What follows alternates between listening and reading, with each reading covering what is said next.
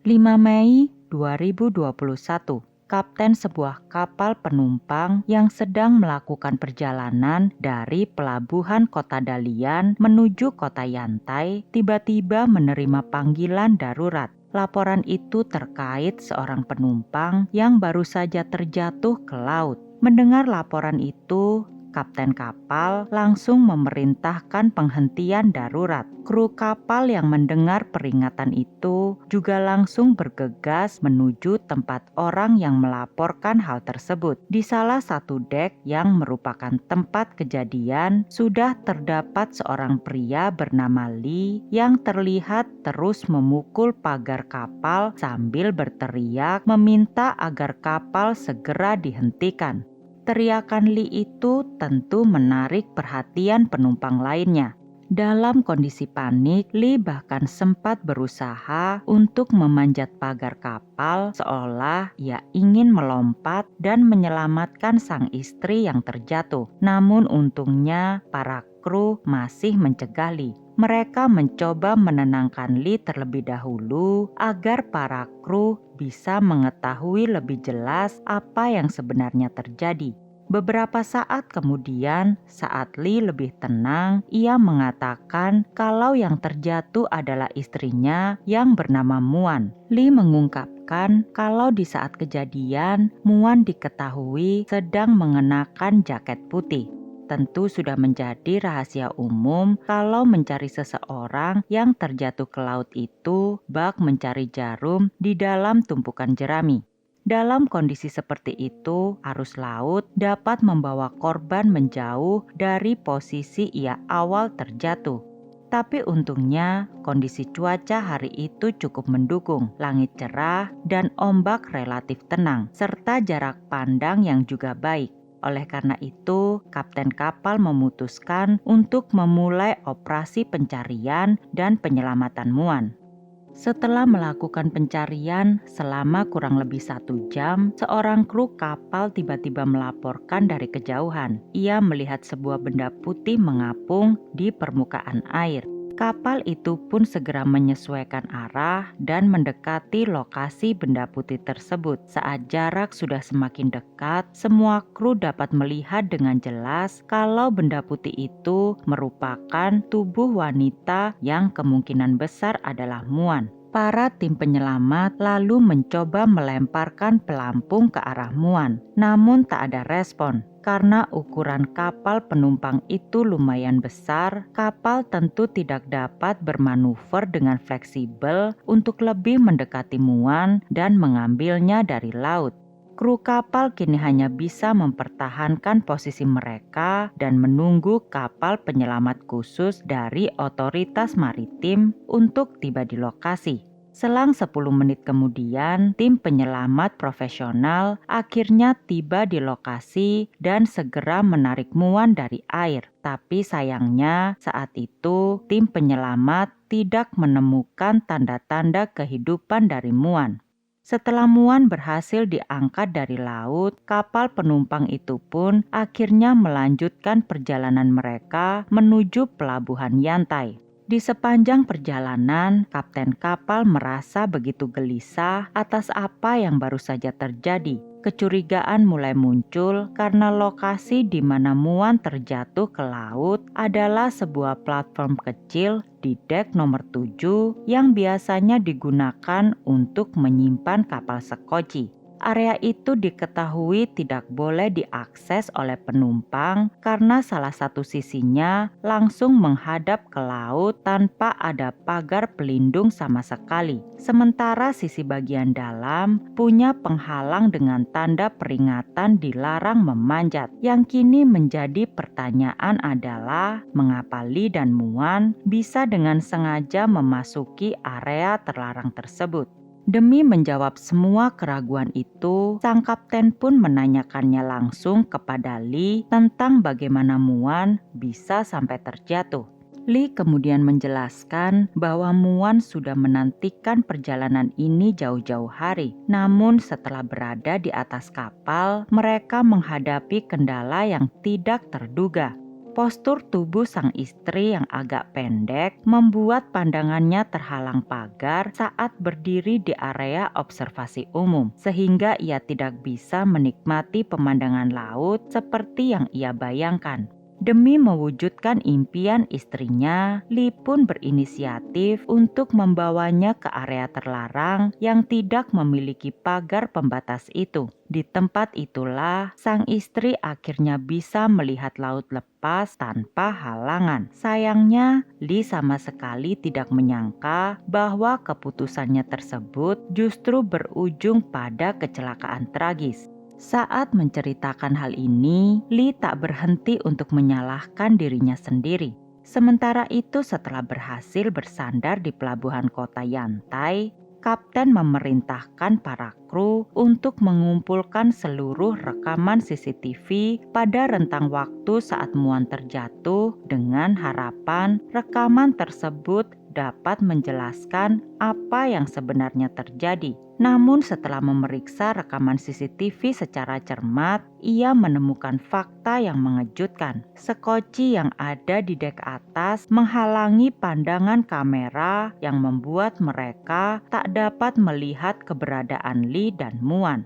Rekaman CCTV yang tersedia hanya memperlihatkan ketika Muan bergegas keluar dari dek sebelum akhirnya terjatuh ke laut. Sementara apa yang terjadi di platform kecil beberapa saat sebelumnya sama sekali tidak terekam. Temuan ini justru membuat kecurigaan sang kapten semakin besar.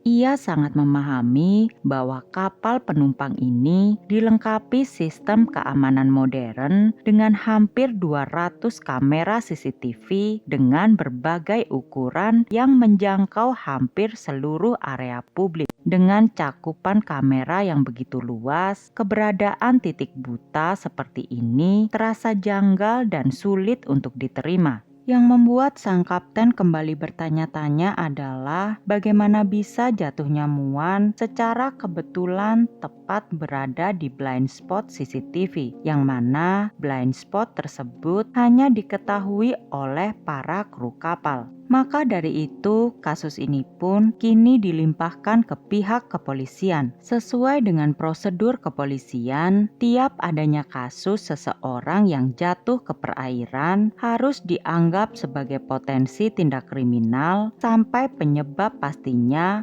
berhasil diungkap. Pihak berwenang tidak diperbolehkan terburu-buru menyimpulkan apakah peristiwa itu merupakan kecelakaan atau bunuh diri sebelum penyelidikan menyeluruh dilakukan. Pada sore hari itu, setelah pukul 6 sore, kapal itu akhirnya bersandar di pelabuhan Yantai. Jenazah Muan kemudian diturunkan dari kapal dan dipindahkan sementara ke rumah duka setempat untuk proses pengawetan sembari menunggu kelanjutan penyelidikan. Mengingat insiden tersebut terjadi di perairan yang berada di bawah yurisdiksi Kota Dalian, kepolisian dari Divisi Transportasi Maritim Biro Keamanan Publik Dalian pun langsung dipanggil. Di malam yang sama, mereka mengirim petugas ke kota Yantai untuk berkoordinasi dalam penanganan kasus ini. Keesokan paginya, polisi Yantai mulai menginterogasi Lee guna menggali lebih jauh kronologi secara detail. Dalam proses pemeriksaan tersebut, penyidik perlahan menemukan sejumlah hal yang dinilai mencurigakan. Lee menjelaskan bahwa saat ini ia mengelola sebuah restoran kecil di Shanghai sebagai sumber penghasilan dan Muan merupakan karyawannya. Awal kali keduanya bisa bertemu adalah saat mereka berada di tempat kerja yang sama.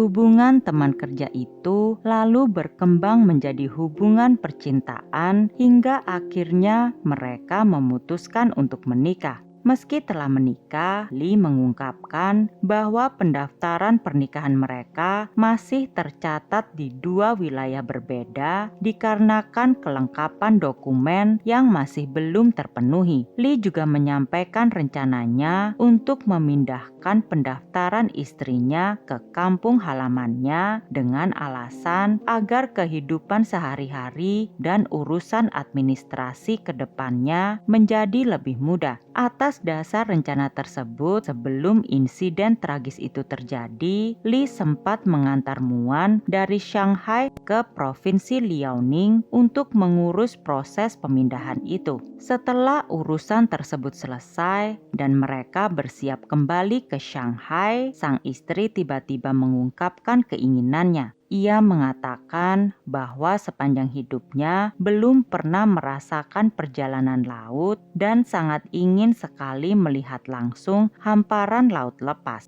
Tersentuh oleh keinginan itu, Lee pun memilih untuk menuruti permintaan Muan. Ia mengajak sang istri menaiki kapal penumpang yang berlayar dari Dalian menuju Yantai tanpa pernah membayangkan bahwa perjalanan singkat tersebut justru akan berakhir tragis. Proses interogasi yang dilakukan polisi kepada Lee berlangsung secara intens selama kurang lebih 5 jam. Namun yang membuat penyidik heran adalah ekspresi Lee yang sama sekali tidak menunjukkan seperti ekspresi seorang suami yang baru saja kehilangan istrinya. Lee terlihat begitu tenang, bahkan cenderung bersikap dingin. Dia tidak menunjukkan kesedihan sama sekali. Ia duduk dengan posisi tenang dan menjawab semua pertanyaan penyidik tanpa terburu-buru, seolah kejadian ini menimpa orang lain. Ditambah lagi, Lee sama sekali tidak membingungkan tentang kompensasi kecelakaan dari perusahaan pelayaran seperti yang kebanyakan orang lakukan. Kejanggalan semakin terasa ketika Lee berulang kali menyatakan harapannya agar pihak kepolisian dapat segera mengeluarkan sertifikat kematian bagi Muan.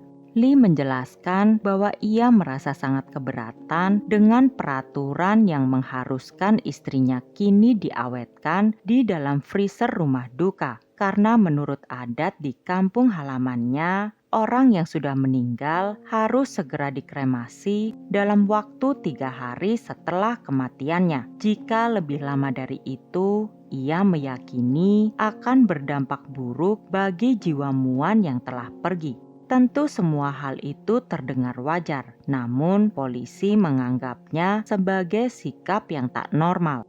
Biasanya jika ada kejadian serupa, pihak keluarga korban akan mengutamakan mencari penyebab kematiannya terlebih dahulu. Berbekal kecurigaan ini, polisi pun memutuskan untuk mengumpulkan serta menganalisa semua rekaman CCTV dari kapal di hari kejadian. Penyidik kemudian menelaah seluruh rekaman CCTV yang merekam pergerakan Lee dan Muan sejak naik kapal hingga sesaat sebelum insiden. Dari pengamatan itu, muncul kejanggalan yang semakin terlihat nyata. Penyidik menyadari kalau interaksi keduanya sama sekali tidak mencerminkan normalnya pasangan suami istri. Sikap Lee justru terlihat mencurigakan. Di tanggal 5 Mei pukul 11.35, kamera merekam pasangan itu berjalan di dek observasi selama sekitar 15 menit. Namun mereka tidak berjalan berdampingan. Keduanya selalu menjaga jarak, tidak berpegangan tangan atau saling merangkul. Tentu itu merupakan hal yang tidak lazim bagi pasangan yang baru menikah selama 6 bulan. Muan yang baru pertama kali berlayar tampak antusias dan ceria. Ia berkali-kali mengajak Lee untuk berfoto, tetapi Lee justru terlihat dingin serta enggan untuk menuruti permintaan sang istri. Keanehan pun terlihat semakin memuncak di jam 16.26. Lee terlihat keluar dari kabin sendirian menuju dek nomor 7 yang merupakan lokasi jatuhnya Muan. Di area dekat sekoci, ia mondar-mandir selama hampir 20 menit serta terlihat berulang kali mendorong dan menarik pagar seolah ia sedang menguji sesuatu. Setelah kembali ke kabin, ia muncul lagi bersama Muan. Keduanya membuka gerbang peringatan dan masuk ke area penyimpanan sekoci. Di momen itulah keduanya tidak lagi terlihat di CCTV. Beberapa saat kemudian, kamera hanya menangkap Muan bergegas keluar sebelum akhirnya ia terjatuh ke laut. Analisis polisi menunjukkan bahwa untuk benar-benar menghindari kamera di lokasi tersebut, seseorang harus berjongkok di balik sekoci. Hal ini menimbulkan pertanyaan besar. Benarkah mereka berada di sana hanya untuk menikmati pemandangan dan berfoto seperti yang diklaim oleh Lee? Apalagi mengingat sikap Lee yang dingin, perilakunya yang tidak wajar, serta keterburu-buruannya setelah kejadian bahwa ini bukan kecelakaan biasa. Berbekal semua temuan itu, pada akhirnya polisi menetapkan Lee sebagai tersangka utama. Meski secara hukum polisi masih belum memiliki bukti yang cukup, rekaman CCTV itu menunjukkan Lee selama 20 menit mondar-mandir di dek, waktu yang diduga digunakan untuk menimbang, menghitung, dan merencanakan sesuatu. Karena itu fokus utama polisi adalah mengungkap apa yang sebenarnya terjadi saat keduanya berada di area tanpa pengawasan kamera. Satu-satunya cara untuk memastikan penyebab kematian Muan adalah melalui otopsi. Ketika permintaan ini diajukan, Lee langsung memberikan penolakan keras. Ia beralasan ingin menjaga keutuhan jasad istrinya, alasan adat, hingga keinginannya agar Muan segera beristirahat dengan tenang. Penolakan yang berlebihan ini justru semakin menimbulkan kecurigaan polisi. Namun pada akhirnya otopsi tetap dilakukan setelah polisi mendapatkan izin dari pihak keluarga Muan. Dari sinilah fakta baru mulai terungkap. Menurut keterangan dari sang ayah, Muan sebenarnya telah 2 kali menikah dan memiliki 2 anak hasil dari pernikahan tersebut. Setelah kedua pernikahan itu gagal, Muan hidup dalam kondisi sulit dan merantau ke Shanghai demi mencari nafkah untuk menghidupi anak-anaknya. Yang lebih mengejutkan lagi, tidak ada satupun anggota keluarga yang mengetahui tentang pernikahan Muan dengan Lee. Mereka sama sekali tidak tahu bahwa Muan telah menikah lagi untuk yang ketiga kalinya. Selain itu, menurut keterangan sang ayah, Muan tidak pernah mengungkapkan keinginannya untuk berwisata di kapal laut seperti klaim Lee sebelumnya. Polisi pun terus berbicara kepada orang-orang yang mengenal Muan. Dari sinilah polisi mendapatkan satu nama yang mungkin memiliki banyak informasi perihal hubungan Lee dengan Muan. Laki-laki tersebut bernama Ju, satu-satunya orang yang mengenal Lee dan Muan. Ju bekerja dan tinggal di Shanghai. Oleh karena itu, ketika Muan sedang kesusahan, Ju membantu Muan untuk mendapatkan pekerjaan di Shanghai. Saat itulah ia memperkenalkan Lee kepada Muan dengan harapan Lee dapat mempekerjakan Muan di restorannya. Ketika polisi berhasil menemui Ju dan meminta keterangannya, polisi tidak menyangka jikalau Ju sangat terkejut ketika mendengar Lee dan Muan adalah pasangan suami istri.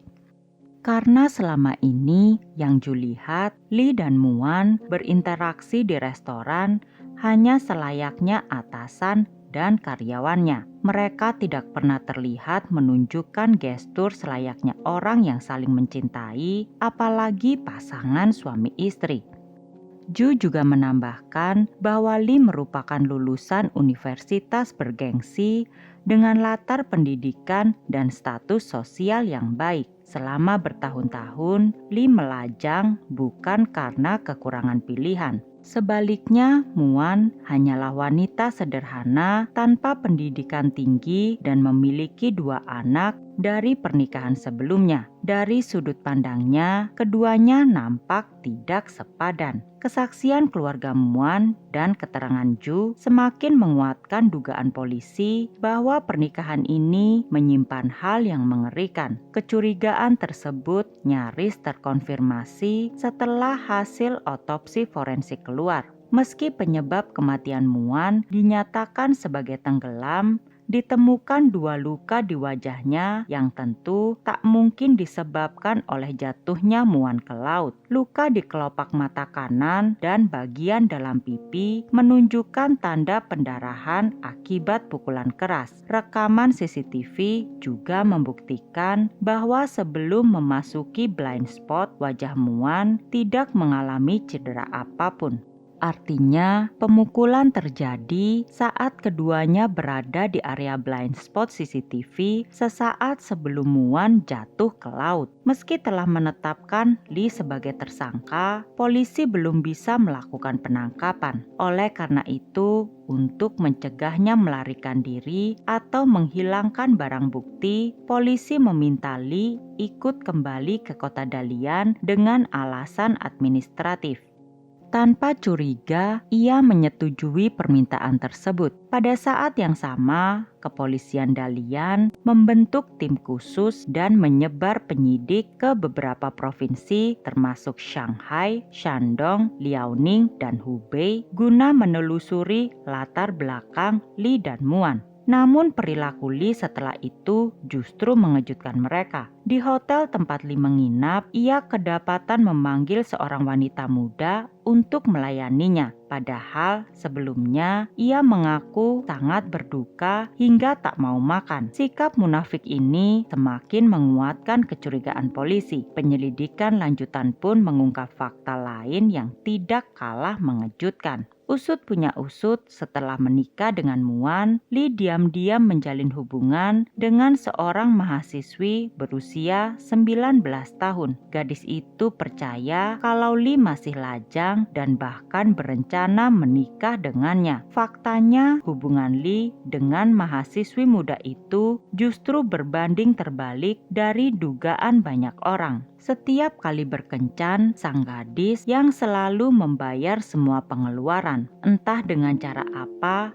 Lee memanipulasinya. Wanita itu nampak begitu percaya hingga rela memberikan waktu, perasaan, bahkan uangnya. Pada suatu kesempatan, ia mengikuti Lee pulang dan mendapati Muan berada di rumahnya. Saat bertanya siapa wanita tersebut, Lee tanpa ragu menyebut Muan hanya sebagai pembantu di rumahnya. Gadis itu pun mempercayai Lee begitu saja. Lalu, apa yang saat itu Muan lakukan ketika tahu suaminya membawa gadis pulang ke rumah? Reaksi Muan saat itu hanya diam saja tanpa melakukan apapun. Dari hasil penyelidikan, ternyata pernikahan Lee dan Muan merupakan formalitas di atas kertas saja. Di apartemen tersebut, keduanya menempati kamar tidur terpisah. Barang-barang pribadi keduanya juga tidak pernah jadi satu. Kesaksian tetangga semakin memperkuat gambaran itu. Mereka memang sesekali melihat Lee dan Muan bersama,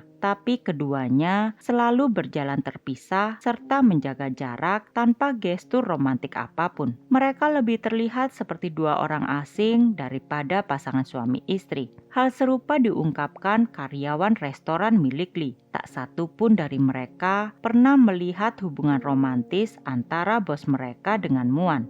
Bagi para karyawan, Muan hanyalah pelayan yang mulai bekerja di sana tahun 2016. Sementara Lee dikenal sebagai sosok berpendidikan tinggi, lulusan universitas bergengsi dengan penampilan rapi dan status sosial yang jelas lebih tinggi. Meski beberapa karyawan mengetahui Muan tinggal di apartemen Lee, sang bos telah lebih dulu memberi penjelasan bahwa Muan hanyalah perantau sebatang kara di Shanghai yang ia tolong karena merasa kasihan. Penjelasan ini diterima begitu saja oleh lingkungan sekitarnya. Seluruh temuan tersebut sepenuhnya bertolak belakang dengan kisah cinta harmonis yang disampaikan Lee kepada polisi. Gambaran pernikahan bahagia yang ia ceritakan terbukti tidak lebih dari serangkaian kebohongan. Semakin jelas bahwa pernikahan ini bukan didasari atas cinta, melainkan menyembunyikan skema lain yang belum terungkap. Tepat ketika penyelidikan semakin mengerucut, sebuah perkembangan tak terduga terjadi. Putra kandung dari Muan tiba-tiba muncul di Dalian dan mengajukan permintaan yang justru berpotensi menghambat jalannya penyelidikan. Permintaan putra Muan itu justru tanpa sengaja membuka tabir skema penipuan yang telah lama disiapkan oleh Lee. Ia mengaku telah mencapai kesepakatan pribadi dengan Lee dan menyetujui untuk proses kremasi jenazah ibunya segera dilaksanakan. Dalam kesepakatan itu disebutkan bahwa Muan memiliki polis asuransi kecelakaan dan Lee berjanji akan membagi uang klaim kepadanya serta mengalihkan kepemilikan mobil. Informasi ini langsung memicu kecurigaan polisi bahwa motif pembunuhan adalah masalah asuransi. Awalnya polisi menemukan nilai pertanggungan asuransi Muan hanya sekitar 700 juta rupiah, jumlah yang terasa tidak sepadan dengan resiko pembunuhan. Namun titik terang datang dari kesaksian saudara laki-laki Muan. Ia mengungkap bahwa Lee terlihat sangat gelisah dan terus mendesak agar jenazah Muan segera dikremasi. Setelah dikonfrontasi, Lee secara spontan menyebut adanya polis lain senilai 7 miliar rupiah. Pernyataan inilah yang membuat polisi semakin waspada. Penyelidikan ke perusahaan asuransi di Shanghai mengungkap fakta mengejutkan. Hanya 2 bulan setelah menikah, Lee diam-diam membeli 4 polis asuransi kecelakaan atas nama Muan dari 3 perusahaan berbeda, dengan dirinya sebagai penerima manfaat. Di sana tertulis bila mana Muan meninggal ketika menggunakan transportasi umum, total klaim yang bisa diterima Lee mencapai 30 miliar rupiah. Penggeledahan di apartemen Lee pun menemukan polis-polis asuransi tersebut tersembunyi di bawah kasurnya. Dengan motif dan barang bukti yang jelas, Lee akhirnya ditahan. Namun dalam sesi interogasi, ia tetap bersikeras bahwa kematian Muan adalah sebuah kecelakaan. Ia berdalih membeli asuransi karena khawatir istrinya ceroboh. Alasan ini mudah dipatahkan oleh polisi. Karena Lee hanya membeli asuransi kecelakaan, bukan asuransi kesehatan atau penyakit kronis. Ia juga tak mampu menjelaskan perselingkuhannya dengan mahasiswi 19 tahun dan perilakunya memanggil wanita lain ke hotel hanya beberapa hari setelah istrinya meninggal.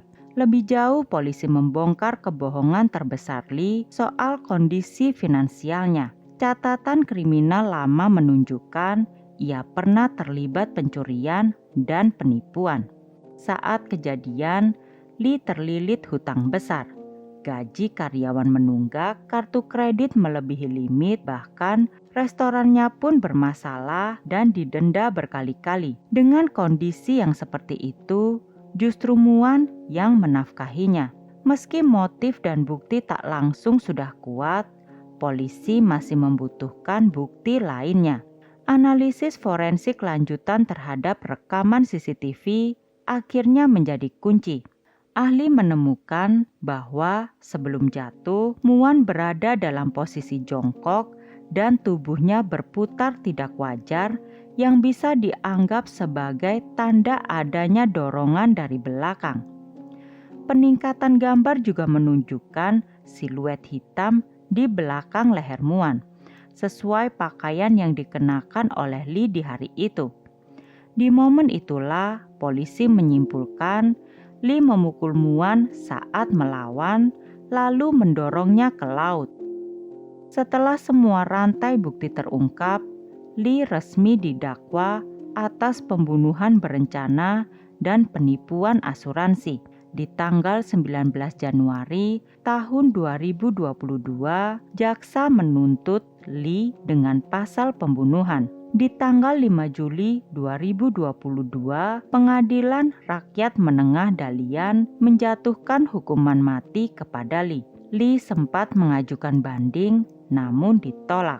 Dan akhirnya di tanggal 16 Juni tahun 2025 lalu, Mahkamah Agung menguatkan vonis tersebut. Lee akhirnya dieksekusi di tanggal 4 Agustus 2025 kemarin. Bagaimana pendapat kalian tentang kasus ini? Silahkan tulis di kolom komentar.